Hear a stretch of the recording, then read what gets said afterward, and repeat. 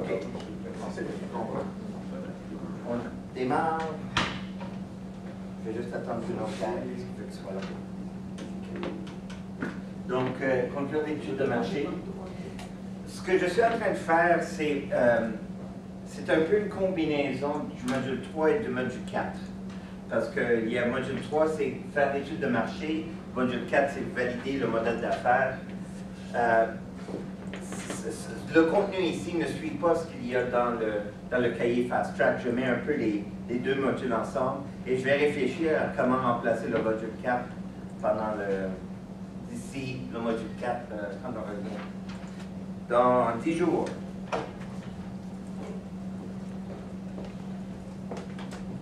OK, c'était rapide, merci. Je suis pas un autre dame, Loris. OK. Bon, conclure l'étude de marché. Donc, comme on a parlé hier, c'est quoi un startup? Eric Ries, incertitude extrême, puis Steve Blank, recherche du modèle d'affaires duplicable et surdimensionnable, scalable. Donc, quand je regarde votre modèle d'affaires, a duplicable and scalable business model, c'est ça que je suis en train d'essayer de comprendre dans votre recherche. Aussi, ce qu'on a parlé hier, différence entre un démarrage classique et un start-up. Puis c'est comme dans le cas de Viviane, de vous habiter, on est en train vous avez commencé pas mal avec cette mentalité, un démarrage classique, et je suis en train de vous tirer vers le modèle d'un start-up, parce qu'il y a quelque chose de ce que vous voulez faire ce que je veux trouver, ce que je veux qu'on trouve ensemble, c'est quoi l'étincelle qui va faire en sorte que ça part en feu. Puis un démarrage classique, ça n'existe pas cette étincelle-là. Mais dans chacun de vos cas, moi je crois qu'il y a quelque chose qui va faire en sorte que ça va être adapté, que vous allez être capable de sauter rapidement par-dessus le chasme entre les early adopters puis la tornade. Il faut absolument que vous lisiez ces livres-là. Crossing the Chasm and Inside the Tornado. Donc, c'est des livres classiques qui vont vraiment vous donner des idées. OK. Donc, et c'est là que la recherche de marché est très, très différente. Et c'est pour ça que hier, je disais, aller chercher des chiffres chez Ressources Entreprises, ça ne vaut même pas le temps et l'argent que ça vaut. Parce que dans un start-up, on ne sait pas c'est quoi le marché. Modèle d'affaires inconnu, marché inconnu. Donc, comment vous pouvez avoir des chiffres sur un marché que vous ne connaissez pas? Et ce qui arrive, c'est que pour un start-up, la recherche du marché, le but d'une recherche de marché, c'est de valider le problème. On ne valide pas la demande pour votre solution, on valide le problème. Vraiment comprendre, c'est quoi la priorité numéro 1? C'est quoi qui fait que votre client que vous visez, cet archétype de client que vous visez, n'est pas capable de dormir le soir? C'est quoi qui préoccupe ses pensées tout le temps? C'est quoi cette définition de succès pour répondre à ce problème, ce pain-là, ou ce désir-là? Et est-ce que la personne est prête à s'engager pour résoudre le problème, pour répondre au désir? Puis, est-ce que c'est un problème conscient ou latent? Dans plusieurs de vos cas, votre clientèle cible ne sait même pas qu'il a un problème. ça fait mal aux dents, mais juste un petit peu mal, ça ne fait pas assez pour aller au dentiste. Donc, le but de la recherche du marché, c'est de valider le problème. Donc, on change la définition de recherche de marché. La fameuse citation de Donald Rumsfeld.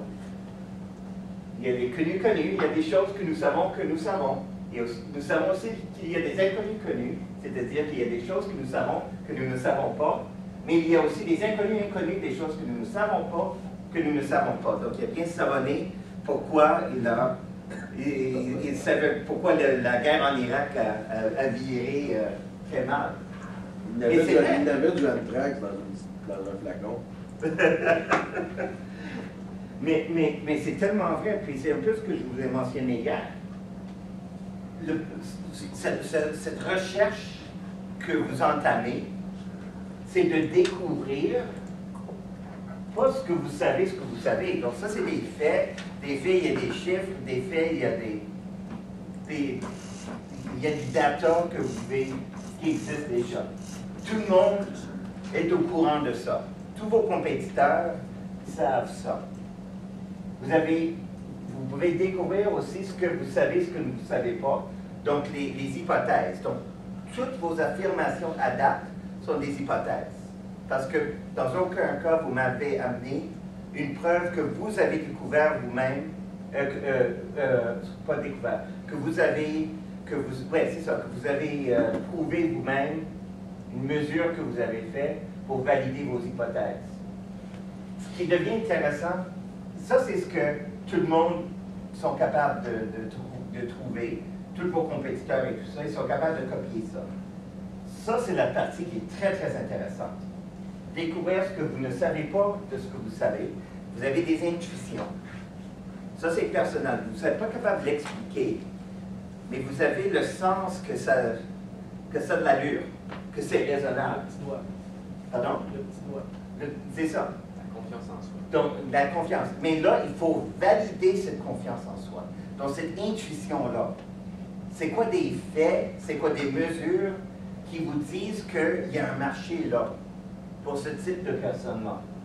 Et ce que personne ne peut dupliquer, et c'est là d'où vient votre concurrence déloyale, déraisonnable, découvrir ce qu'on ne sait pas de ce qu'on ne sait pas. La découverte. Donc, le but de votre recherche de marché n'est pas de confirmer, mais plutôt de découvrir. Et votre challenge pendant les 10 prochains jours, votre défi, c'est quand vous revenez, vous arrivez et vous dites « Wow!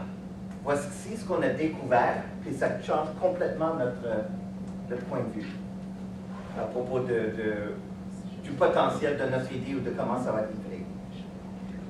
Puis, donc c'est très, très important d'essayer de découvrir ce qu'on appelle,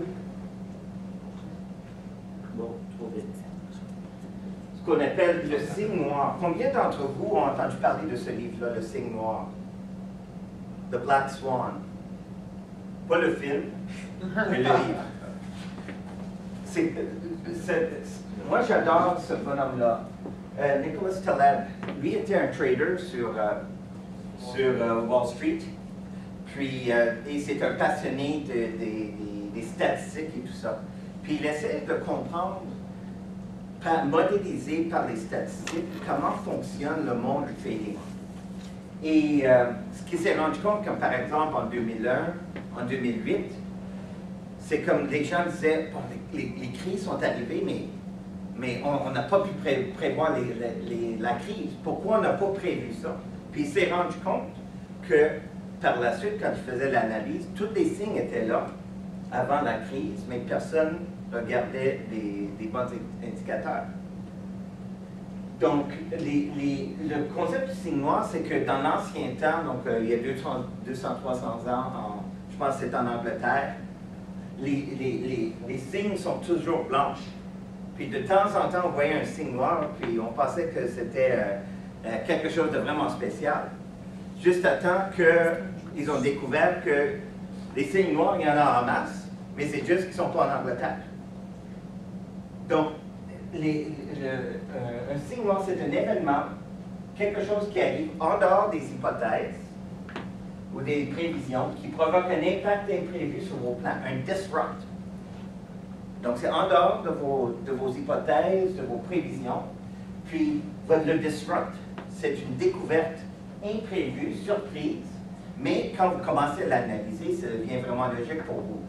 C'est de là qu'il devient votre avantage concurrentiel déraisonnable. Vous essayez de trouver comment vous allez changer le marché de façon imprévisible pour tous vos compétiteurs. Personne ne peut vous copier parce que, pour eux autres, ils sont basés sur leurs hypothèses, leurs prévisions, ce qu'ils savent. Ils n'ont pas découvert ce qu'ils ne savent pas. Donc, d'où l'importance de ce qu'on est en train de faire. Habitez-vous va changer complètement d'ici les 10 prochaines semaines. Donc, arrêtez le développement. Arrête le développement. Moi, j'ai rien fait. OK, parfait. Le message est bien reçu. Mais pour tout le monde ici, arrêtez votre développement technologique. Parce qu'on va complètement changer votre modèle d'affaires d'ici la fin. T'en fais pas affaire, là. The problem is that startups fall in love with the solution too early. They don't focus enough on the foundation of vision and strategy to make sure it connects to what people want and use. Puis pas ce que les gens disent qu'ils veulent, ce que les gens veulent vraiment. Donc, c'est devenir un expert à poser des questions, à comprendre c'est quoi la réponse derrière la réponse. C'est pour ça que les SurveyMonkey et tout ça ne servent à rien pour l'étude de marché. Le SurveyMonkey va juste confirmer ce que vous savez, ou ce que vous savez ce que vous ne savez pas, les deux parties en haut. Il faut vraiment regarder les gens dans les yeux et vraiment comprendre, vivre leur façon de répondre aux questions puis leurs énergies pour essayer de trouver des éléments imprévus. Question? Fait que SurveyMonkey, ça sert à rien.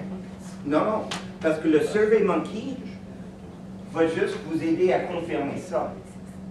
Avec SurveyMonkey, étant donné que les réponses sont déjà calées, A, B, C, D, E, très, très difficile de faire une découverte imprévue. Très, très difficile.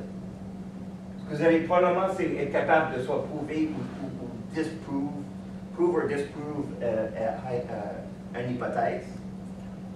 Quand même Mais important, non? c'est important, mais c'est moins important que ça. C'est ça que vous visez d'abord. Ici en bas. Et la seule façon de le faire, c'est parler avec les gens un à un. Une fois que tu exploites ce point-là, là, les autres vont s'en rendre compte que c'était pas c'est copiable. Une fois que vous changez, Une fois que les autres s'en rendent compte. oui, puis c'est pour ça que c'est apprendre comment découvrir les signes noirs. Un après l'autre, que ça devient ça fait partie de votre ADN. Puis, l'exemple par excellence qui me vient à l'idée, c'est Apple.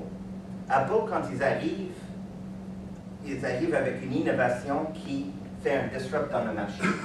Puis, ils l'exploitent pendant un couple d'années, puis arrivent avec une autre innovation qui disrupt le marché. Puis, tout le monde essaie de le copier, mais quand ils l'ont copié, eux autres, ils sont rendus au prochain disrupt. Quand les gens ont fini la R&D pour sortir le BlackBerry iPad, finalement, ben, Apple sont rendus ailleurs, puis eux, ils vendent plus. C'est ça. Et ça, c'est le problème avec RIP. Oui, tu as complètement raison. Ils ont levé un bout de temps, maintenant, ils n'ont plus. C'est ça. Ouais, pour les choses qui ne prennent pas beaucoup de temps à développer. Parce qu'Apple, c'est des exemples qui ça prend des fortunes, qui travaillent tout le monde. C'est Samsung de ce monde. Oui, mais comment ça, mais comment- un site web, par exemple. Même chose. Même chose. C'est pour ça que je dis le site web, la valeur du site web n'est pas dans le code. La valeur du site web est dans le modèle d'affaires. Donc, c'est ça. Tu te fais remplacer par quelqu'un qui fait de la programmation en onglet. C'est quoi ton avantage entre toi puis quelqu'un en onglet? Pour moi, il n'y en a pas.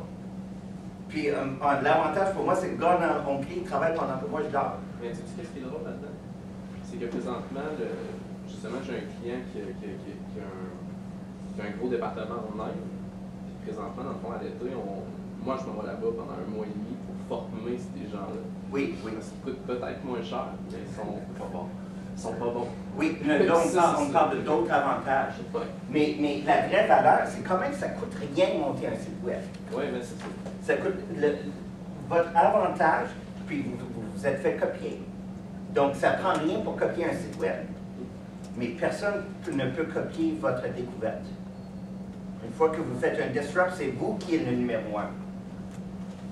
Tu prends l'exemple d'Apple. Apple, ils ont fait un disrupt, ils ont été avec l'intuition, ils n'ont pas découvert de quoi qu'ils ne savaient pas. Je Ils pense étaient avec que, leur intuition. je pense que c'est ça. Ben, Je pense c'est sûr. vraiment. Moi, je pense pas. Moi, C'est facile à savoir faire. En fait, c'est qu'Apple, Ils ont pas avec lancé le une pourquoi, ils faisaient, sont allés avec l'émotion versus, mettons, Dell, qui est allé, moi, je fais des ordinateurs. Mhm. Tandis que Apple a fait, moi je le fais pour toutes les raisons pourquoi on l'utilise. Puis Dell a fait, ben moi je fais de l'ordinateur, fait qu'acheter mes ordinateurs parce qu'ils sont bons. Pourquoi? Ben parce qu'on est bon. Mais si c'était si Mais simple c'est- que ça, tout le monde Mais qui c'est les ça, ordinateurs l'aurait fait. C'est du marketing. Oui. C'est con, mais c'est tout du marketing, c'est de la communication, Ouais, mais c'est c'est ça. ça. Ils ont découvert que personne faisait du branding sur des PC. C'est Puis, ça. Eux, ils en font. ce qu'ils ont C'est un fait, peu ça. OK, sans être un expert, puis sans être à Cupertino, que j'aimerais adorer, que j'aimerais aller voir ça un jour. Mais ce que j'ai compris avec Apple, c'est qu'ils ont vraiment pensé, ils ont observé, ils ont regardé comment les gens utilisent l'information. Puis ça leur donnait de l'intuition sur comment mettre ça dans un package qui a changé le modèle d'affaires, qui a changé le marché, fait un disrupt. Puis après, il y en a d'autres qui sont sortis, bien sûr. Ce que je voulais dire, moi, c'est que tout était basé sur l'intuition de Steve Jobs. OK? Ça a commencé. Il est arrivé là-dedans, je sais pas si. Oui, ça a commencé avec ça. Mais c'est ça. Mais on fait beaucoup de recherches. Les éléments, C'est sûr chaque qu'ils font des chaque feature est venu de découverte ou d'intuition. Je pense que ça a été du fine-tuning après. Oui, oui, oui, oui. Steve Mais- Jobs a mais- dit, je sais pas combien de fois, qu'il offrait ce qu'il voulait offrir à ses clients, c'est Oui. des produits que le client ne savait même pas que ça existait. Oui, Ça a tout été ça. les gens, C'est son intuition. c'est ça. Mais ça part quelque part d'ici, de ce qu'on ne sait pas, ce qu'on ne sait pas. Vous allez découvrir quelque chose qui va vous faire changer complètement d'idée. Est-ce que c'est nécessaire qu'on découvre de C'est quoi ça l'affaire, c'est ça la avant question. que même il y ait une mise en marché où on peut le découvrir par après? Parce qu'à un moment donné, tu sais, on va essayer d'en découvrir le plus possible, mais à un moment donné, je veux dire, il y a certaines choses qui ont un impact et des choses qui n'en ont pas là, dans ce que tu découvres. Mais c'est revenir au but du lean. C'est quoi un lean startup? On va C'est revenir à validé, ça. validé, mais C'est quoi un lean startup? La définition d'un lean startup. c'est que tu veux pas que ça coûte de quoi trop plus tard, puis peut-être tu veux juste changer. It's to build things that people crave. C'est de bâtir des choses dont les gens raffolent dès le début. Puis ça ne vient pas d'ici. Ben, C'est je l'accroche, moi, avec ça, vraiment, vraiment beaucoup. Pardon? J'accroche avec ça. Je l'accroche beaucoup. Regarde bien, c'est pas compliqué. Moi, je l'ai fait. J'ai fait le modèle traditionnel pour bâtir l'entreprise. Puis le modèle traditionnel, là, on arrêtait à l'intuition. Puis on disait, voici comment je vais faire de l'argent. On faisait un plan d'affaires de 50 pages avec l'intuition, puis on arrêtait là. OK? Je pense comme toi. J'ai Là, on fait- partait en business, on fabriquait du stock, on allait voir un client, 2 clients, 3 clients. Puis là, le cycle de vente, il est énormément long. Puis tu te rends compte que ton produit, finalement, là, tu fais des modifications pour plein de clients. Puis à un moment donné, ben, tu es perdu là-dedans, tu fais bien trop d'ouvrages pour plein de monde. Puis t'arrêtes là. Fait que le problème, là, moi, si c'est à recommencer, là, c'est vraiment avec les découvertes. Puis c'est comme ça que je veux. Mais les découvertes, tu le fais dans un bêta, tu fais quoi ça? Les découvertes, là. Des samples, des entrevues. C'est pour ça que Steve Blank, c'est pour ça que Ash Moria, c'est pour ça que tout le monde, et même moi maintenant, c'est de faire 200, 300, 500 entrevues, personne à personne, les yeux dans les yeux, pour vraiment comprendre, découvrir ça, avant de coder un feature. Ouais, mais tu sais, ça, je suis d'accord, mais la question, c'est, tu sais, oui, tu as une idée, là, avant de dépenser du cash, tu vas avoir du monde pour vérifier cette idée-là, OK, avant, bon, là, tu mets du cash. Mais la question, c'est que moi, je pense pas que le secret d'une des idées, c'est dans le carré bleu. Parce que je pense que ça reste une business copiable, même si c'est un carré bleu. Donc, ce qui n'est pas copiable, c'est ta connaissance, ton knowledge. Quand le gars, tu sais, la pomme avant était multicolore, puis ça vient du fait que le gars qui a inventé la manière chez Apple de rendre une image en couleur, avant, il n'était pas capable de le faire parce que ça coûtait des OK. milliers de dollars. Oui, mais là, tu parles de la technologie. Ça, c'est un autre domaine. On parle du modèle d'affaires. Ouais. C'est différent. Mais c'est parce que ça reste un modèle qui peut être copié après qu'il Oui, oui, oui. Oui, donc c'est de devenir des experts à découvrir des choses que les autres ne savent pas. Tu vas toujours être en 3-4 découvertes en avant, tout le monde visait le copier. Exactement. Comme les Le copier, là, il voit la pointe de l'iceberg, puis il copie la pointe de l'iceberg. Et si tu stoppes la pointe de l'iceberg, il remonte. Puis tu as une autre pointe qui ressort, c'est totalement différent de la première. Je suis d'accord, mais tu sais, ça. C'est modèle d'affaires. Une distinction entre modèle d'affaires puis la technologie. puis on mettait de côté la technologie. C'est plus pour aller chercher ton engouement premier, je pense. C'est vraiment plus là. C'est pas parce que ton industrie est pas bonne, tout le reste est pas bon. C'est pour aller chercher que tu as vraiment ce qui va accrocher le monde sans même s'en rendre compte, tu sais. Puis ça va être une partie de ce que vous offrez qui va accrocher le monde. Vos produits, votre technologie est capable de faire beaucoup de choses. Mais c'est de trouver, j'ai pas mis mais le sac qu'on avait fait l'autre jour, c'est de trouver le diagramme de Venn. Ce que moi, ma passion, ce que j'aime faire, ce que les autres ont besoin, ce qu'ils recherchent avec les ressources que j'ai en main. Donc, c'est le sweet spot, c'est ici qu'on trouve notre profit. Donc, vous pouvez faire beaucoup de choses. Comme ton compresseur peut faire beaucoup de choses. Je ne parlais pas de mon compresseur. C'est évident qu'il faut avoir une idée pour régler un problème.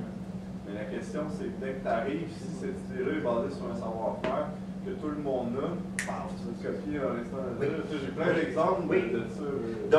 Donc c'est de trouver ça et de bâtir un savoir-faire qui est aussi très bien protégé, qui est difficile à copier. Oui, mais il faut commencer ici. Le quoi faire vient avant le savoir-faire. Ah, ça c'est bien. C'est bon que je l'ai pris en vidéo, ça. Le quoi faire vient avant le savoir-faire. Coach de vendor. Je comprends l'idée qu'il faut faire les découvertes, puis tout ça, puis on va avoir de l'avance. Très bien. Ça, je comprends tout. Là où j'accroche, moi, c'est que c'est nécessairement dans le carré bleu où est-ce que tout se passe. Donc, on prend pour acquis que l'idée que tu as déjà eue avant, elle vaut rien, il faut que tu découvres d'autres choses. Bravo! Ouais. Yeah! C'est là que j'accroche. C'est exactement ça. Puis c'est là que j'accroche. Qu'est-ce qui peut te faire dire que l'idée que j'ai déjà eue n'est pas bonne? Quelqu'un a découvert ton idée d'avant? Ouais, peut-être que c'était une découverte. Ça avait une découverte, fine. Problem C'est is quoi le problème? fall in Tu love. valides avant. Vous tombez, Je suis d'accord pour le valider ça, je suis parfaitement d'accord. vous tombez en amour avec votre idée trop tôt. Très peu de startups ont l'audace de vraiment regarder en profondeur dans leur idée. Ça se peut qu'après tout ça, vous revenez que votre idée initiale était la bonne. Oui, donc vous prenez puis vous continuez. Donc, si c'est ça ta conclusion, il ne fallait pas que tu balayes de côté tout de suite en partant. Non, mais c'est pour ça que... Fais pas attention. Oui, mais moi, je crois, dans mon expérience, avoir travaillé avec au moins 500 entreprises dans les 10 dernières années, que fort probablement, vous allez évoluer beaucoup plus loin que votre idée initiale. Je n'ai pas de misère à faire des recherches. Tout le monde a la même idée. Puis, comme dans votre cas, je vais être très personnel. Il y a du monde avec beaucoup plus de cash que vous qui sont en train de travailler sur une solution de géolocalisation et de recherche géolocalisée des données. Ça c'est garanti. Il y en a en masse. C'est sûr. Donc, On n'est pas capable de trouver rien qui ressemble à ce qu'on a. Oh oui. Ça va arriver. Oui, Mais c'est sûr que ça va arriver. il y en C'est a. pour ça que ça puis- presse. Non, il y en a déjà qui sont en train de le déployer. Puis j'en ai rencontré un au Grow Talks. Ben, Regarde les pourquoi notes tu nous en du parles Grow Talks. Pardon? Pourquoi tu nous en parles pas? Je t'ai donné le lien, celui qui si tu as vu les présentations de Grow Talks, celui qui a parlé Selling Bacon on the Internet.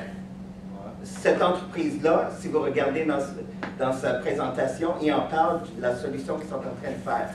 Puis là, ils commencent à le vendre. Donc, toutes les idées que vous avez dans la salle, les gens l'ont eues. Plus ou moins. Mais là, ce qu'il faut voir, c'est pas la technologie, c'est le modèle d'affaires qui vous distingue. La technologie, c'est... Je veux pas dénigrer la qualité de votre technologie, de vos idées, mais c'est pas assez pour bâtir une entreprise. C'est quoi une entreprise? C'est un système qui crée, livre et capte de la valeur. C'est ce système-là qu'on est en train de bâtir. Puis ça prend autant d'énergie, autant d'argent et probablement plus de créativité à bâtir ce système-là que de faire la technologie. Donc si vous avez passé 2 ans à bâtir votre technologie, ça va prendre autant de temps et de ressources pour bâtir ce système-là.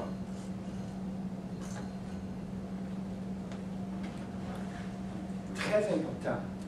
J'ai ajouté qu'il faudrait que ce soit difficilement copiable. Oui. Donc, en trouvant... Et c'est pour ça... pas inclus dans le modèle d'affaires. On doit difficilement, de la manière que s'exprimer un modèle d'affaires. Oui, mais et puis, après ça, c'est le plan, la stratégie d'exécution qui vient après, qui va faire en sorte que ça va être difficilement copiable. Et dans dans le modèle d'exécution, d'intégrer une façon d'apprendre, le innovation accounting, qui fait en sorte que vous êtes toujours en train de découvrir ça avant que les autres s'en rendent compte. En fait, il faut le faire la première fois. Il faut le faire la première fois pour développer le modèle d'affaires, mais après ça, tu ne peux pas t'arrêter sur ce modèle d'affaires-là. Non, non, non. Je reviens encore avec mon plan d'affaires de 50 pages que tu fais sur la tablette. Là. Ça, c'était une fois que tu le faisais, tu pouvais faire les études de marché que tu voulais, tu l'avais, tu le mettais sur la tablette, puis tu partais à l'aventure. Le problème, aujourd'hui, c'est que tu ne peux plus faire ça. Ton plan d'affaires, là, il va être aujourd'hui, il va être comme ça. Mon modèle d'affaires, il est comme je l'ai présenté ce matin, mais dans 6 mois, c'est sûr que ça sera pas la même affaire. Puis chaque feature que vous avez, chaque élément de la proposition de valeur va être validé par des entrevues face à face, les yeux dans les yeux, avec des utilisateurs, des vrais utilisateurs.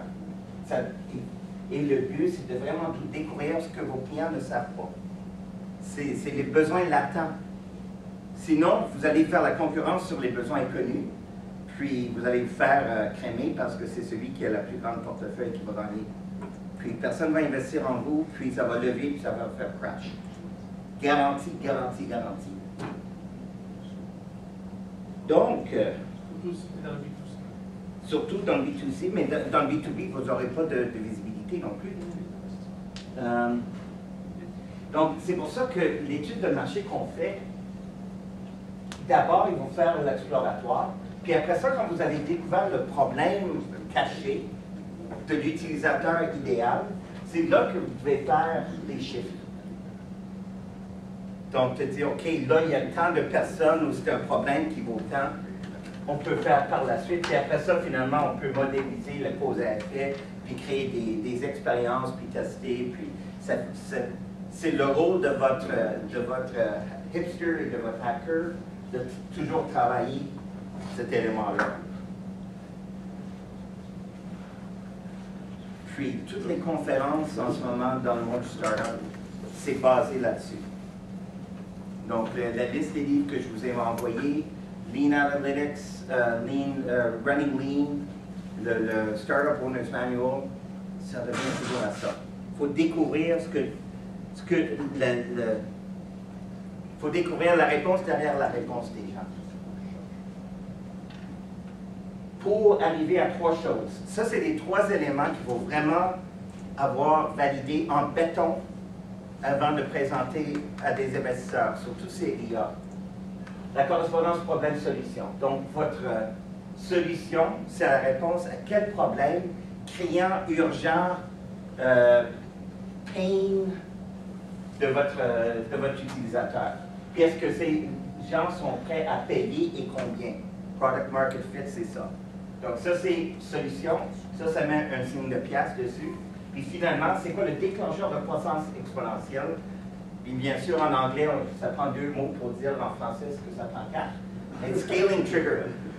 Je veux savoir, l'investisseur veut savoir, c'est quoi qui va faire en sorte que ça va lever de même? C'est quoi l'élément déclencheur? Puis c'est pas build it and they will come. Ça ne fonctionne pas, ça. Ici, là, j'ai besoin de savoir c'est quoi l'élément déclencheur qui va faire en sorte que vous commencez à monter dans votre bâton. Mais c'est pas construisez-le puis ils viendront. C'est pas build it and they will come. Puis c'est pour ça que je vous ai attendu avant que vous construisez plus. Puis ça va probablement vous surprendre. C'est quoi cet élément déclencheur-là? Puis d'où votre source, votre avantage déloyal, votre avantage unfair. Donc vous êtes en train de faire des hypothèses de valeur et surtout des hypothèses de valeur. pour valider, devons-nous construire ce produit, est-ce qu'on peut monter une entreprise rentable autour de ce produit. Donc, ce midi, votre tâche, c'est de revenir avec 3 hypothèses que vous voulez valider pendant les 10 prochains jours. Et probablement, ça va être des hypothèses dans la colonne des segments et du value proposition. Donc, pour plusieurs d'entre vous, j'ai dit qu'il faut premièrement trouver c'est quoi, en ordre de priorité, le value proposition. Puis aussi, dans vos clients de segment, le segment de clients, c'est d'aller plus en profondeur pour trouver des archétypes, des descriptions, des personnages, des gens qui sont intéressés par votre produit ou qui pourraient être intéressés par votre produit, et de valider c'est quoi leurs besoins, c'est quoi leurs désirs, puis c'est ça qu'on va aller tout de suite. D'abord, c'est aller viser nos early adopters. C'est ça. Puis regarder des early adopters, mais aussi regarder des gens qui seraient plus loin aussi dans la cour. Pour commencer à voir, est-ce qu'il y a des corrélations, des choses comme ça. Donc, ça c'est le modèle que Alexander Osterwalder a fait après le modèle d'affaires. Il a travaillé sur, après ça, un canevas de proposition de valeur, de validation de la proposition de valeur.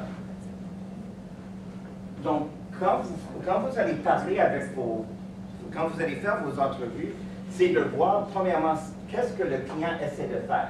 Est-ce que c'est des tâches fonctionnelles, sociales, émotionnelles, fondamentaux? Puis ça commence, ça vous aide à commencer à monter le questionnaire, les questions. Puis c'est ça qu'on va faire ensemble cet après-midi, c'est de monter le questionnaire. Une fois que vous avez identifié quelques hypothèses, on va monter un questionnaire autour de ça. Je vais vite, mais on va revenir. Donc, ça, c'est le genre de questions à poser. OK? Pour vous inviter, là, ça, c'est clé, ça. Ça, c'est... Regardez bien.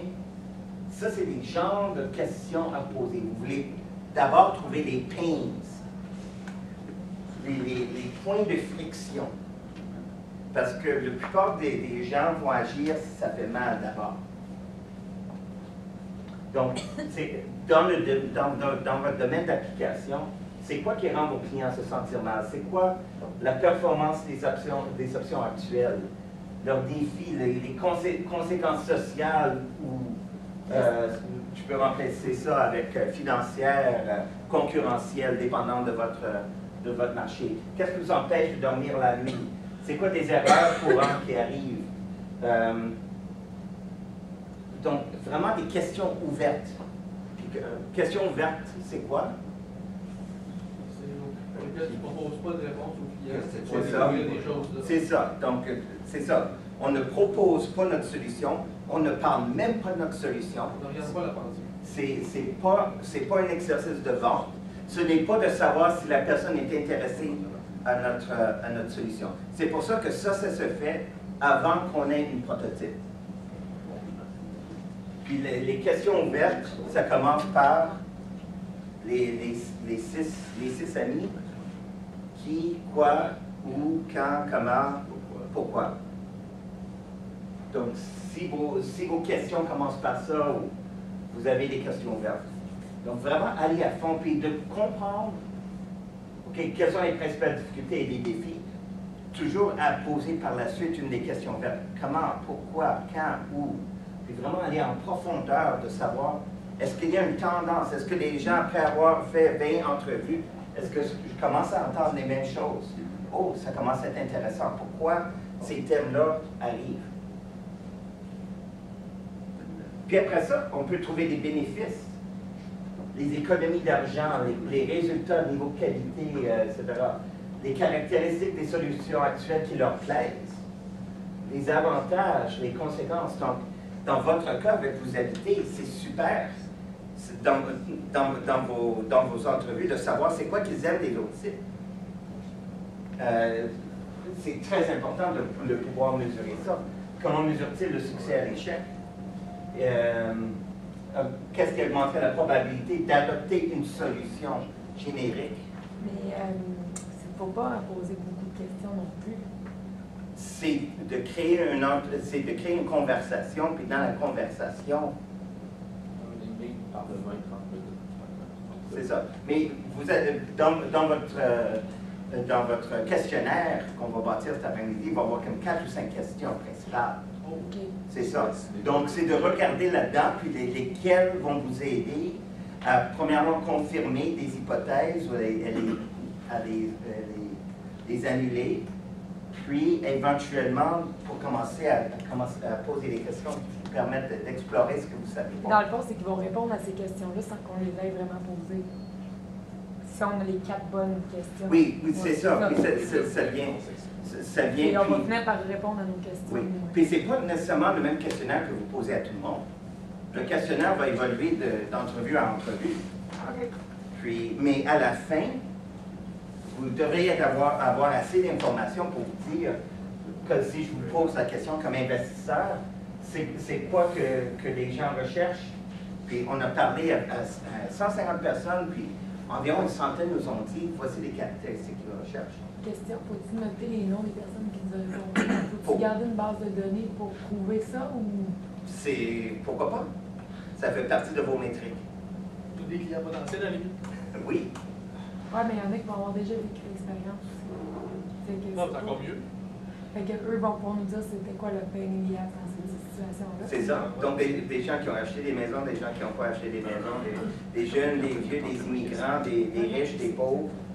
Puis, c'est une bonne façon. Vous essayez de trouver c'est quoi les frontières de ce cercle-là, parce qu'on ne le sait pas. On ne sait pas c'est quoi leur désir, leurs besoins, leurs passions, leurs problèmes, leurs peines, leurs gains, toutes ces choses-là. La part moi, que j'ai découvert en faisant ça, c'est que le monde répond aux questions qui pensent que c'est réalisable physiquement de faire. Mhm. Puis il faut. C'est comme moi, je posais des questions, puis je disais pas si on a eu l'idée à l'université. Ils disaient même pas. Pour eux, c'était juste impossible parce que ça s'est jamais fait. Fait que. Il y a même pas dit. C'était toutes des choses qui étaient réalisables. Mais si tu parles des payes, tu vas le savoir que la facture d'électricité est trop chère.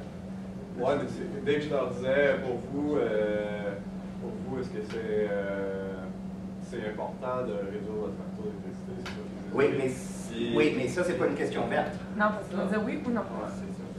Tu regardes la pensée de la personne qui te répond. Puis c'est ça. Mais je tombe sur un point très important. Les gens vont soit vouloir répondre quelque chose qui nous plaît, ou qui plaît à eux, ou qui est basé sur leur réalité. Et c'est là que les éléments de l'écoute active entrent en jeu. Vous allez devenir des experts à comment, presque des coachs, des psychologues. C'est d'apprendre comment creuser au-delà de leurs réponses pour comprendre des vrais besoins, des besoins cachés. Comme l'aphorisme, tout le monde dit, c'est si Henry Ford posait la question à ses clients ce qu'il voulait, il voudrait quoi, une carriole des chevaux qui avancent plus vite.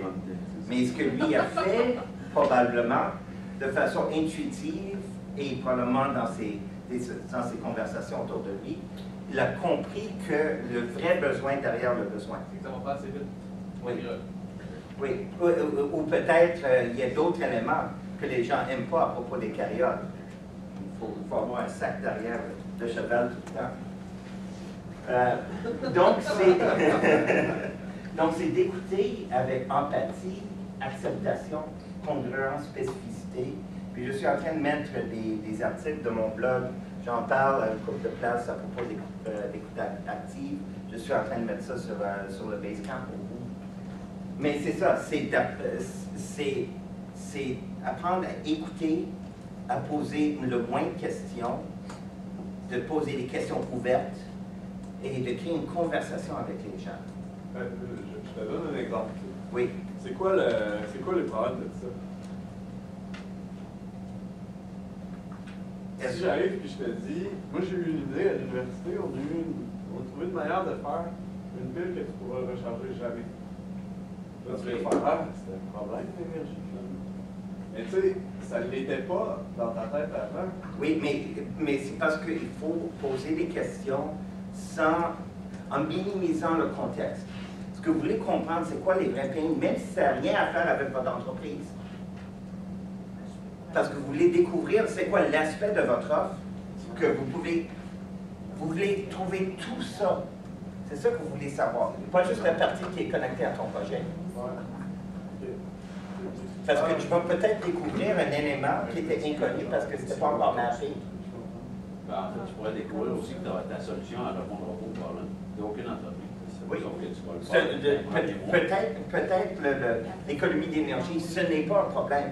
On pense que c'est un problème, mais dans toute la liste des problèmes que les autres ils ont, c'est en bas ici. Ils n'agiront pas. Peut-être que tu vas bonifier aussi ta solution par rapport à ce que tu vas apprendre. Exactement. C'est ça que tu vas faire. Comme dans ton cas, tu vas peut-être découvrir un allié qui vend déjà des services aux régions éloignées, qui pourrait amener un canal de distribution pour amener ton produit. On ne le sait pas encore. C'est ça qu'on essaie de découvrir dans le modèle d'affaires, votre système de création, de livraison et de captation de la valeur. Je vois des visages très sceptiques. Non, moi, je ne suis pas sceptique dans la grande majorité de ce qui se dit. Je suis sceptique du fait qu'il faut pousser du revers de la main ce qu'on a déjà fait. Obligatoirement pour découvrir d'autres choses. Oui. Faut Il que faut ça, vraiment c'est la lâcher zone de prise sur confort. Je ça. comprends. C'est de la zone de confort, je comprends. Mais je ne travaillerai pas sur notre projet, je l'ai mon idée, c'est là-dessus que je travaille. Oui. Je veux la modifier, je veux l'améliorer, je veux découvrir des choses qui peuvent l'aider. Exactement. Tu as le début de Ça. ton idée. Mais ça, Puis combien loin ça peut aller ton idée, on ne le sait pas encore. oui, ça, je suis d'accord. Oui. Je suis d'accord. Et votre idée, vraiment, dans votre cas, quand vous me l'avez expliqué, est intimement liée à votre comment vous le faites. Oui, c'est Puis ça. je vous invite à aller vraiment au-delà de ça. Je te donne un exemple. Je suis d'accord. Puis c'est expérience vécue, là.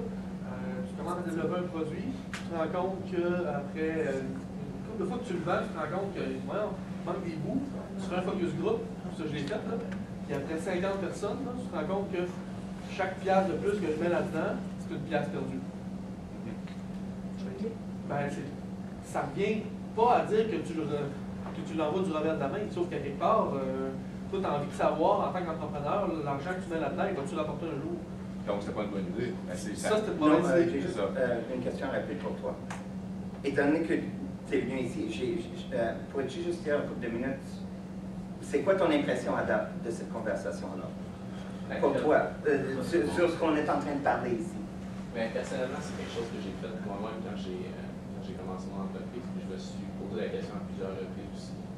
Les livres que tu proposes, entre autres, c'est tous les livres que j'avais déjà lus, que j'avais lus avant de commencer. Puis notre domaine est un peu particulier, ce qui fait en sorte qu'on a eu de la misère au départ à trouver vraiment comment aller chercher ces gens-là. Présentement, on a focusé vraiment sur comment on était allé chercher ces gens-là au départ. Puis tout ce qu'on a cru vouloir faire au départ, on ne l'a pas fait. Exactement. Fait que présentement, au silence, on a 2 nouveaux produits en construction qui n'ont pas rapport du tout avec qu'est-ce qu'on voulait construire au départ, mais qui vient vraiment chercher notre clientèle initiale qu'on était allé chercher avec nos produits initiaux. Fait qu'au travers de tout ce processus de questionnement-là, de remise en question, c'est pas nécessairement de jeter ton idée à terre, mais vraiment plus de la bonifier. La bonne idée, C'est ça. Mais ça, on on s'en passe là-dessus. Mais attends, pour se forcer ce questionnement-là, l'idée n'est pas mauvaise. Je veux dire, on l'oublie pendant un certain temps, puis on essaie de penser à d'autres directions. Décrocher un peu. Oui, quand arrive le temps après ça de la mise en œuvre de ta nouvelle idée, tu peux très bien aller puiser dans ce que tu as fait avant aussi. Là. Ah ouais, mais le but, c'est justement ça. Donc, que ça soit clair au départ, que tu mets ça de côté Mais comme il l'a dit bien, temporairement. c'est la boîte de recyclage. Oui. Ouais. C'est vraiment ça. L'idée, c'est juste essayer de trouver peut-être, en bonifiant ce que tu avais déjà fait à partir de l'idée initiale, essayer d'oublier un petit peu pour se sortir de sa zone de confiance et aller chercher des nouveaux éléments. Puis ça, j'ai que Toi, nous autres, t'avais fait quoi comme validation? comme validation en tant que telle, mais nous, C'est auprès des entreprises. auprès il y des avait déjà un entreprises qui besoin. utilisaient nos produits, Il y avait déjà un besoin. c'est ça. Tu sais, ils sont quand même assez, on a un canal, pour les rejoindre, c'est quand même assez facile, on a un canal de distribution quand même bien défini. Tous nos utilisateurs utilisent notre forum de discussion, fait que c'est un peu Ça aide, hein? Ça aide beaucoup, oui. Oui. Fait que quand on a une proposition à faire ou quelque chose, vu que c'est tout sur un modèle open source, toutes nos idées sont tout le temps directement sur le marché public, sur la place publique. Dès le départ, il n'y a pas de... La validation se fait très rapidement. Les gens disent « Ah non, ça, on n'utilisera pas ça. Ah non, ça, on va utiliser ça. » Puis même que des fois, tu commences une idée, il y a d'autres personnes qui viennent contribuer à bonifier ton idée d'une manière que tu n'avais même pas osé espérer au départ. Puis tu amènes un bon point, Christian. Le MVP, ça peut être un forum. Le MVP, ça peut être une page Facebook ou LinkedIn. C'est la meilleure façon d'entrer en conversation avec les gens. OK, il est midi exactement.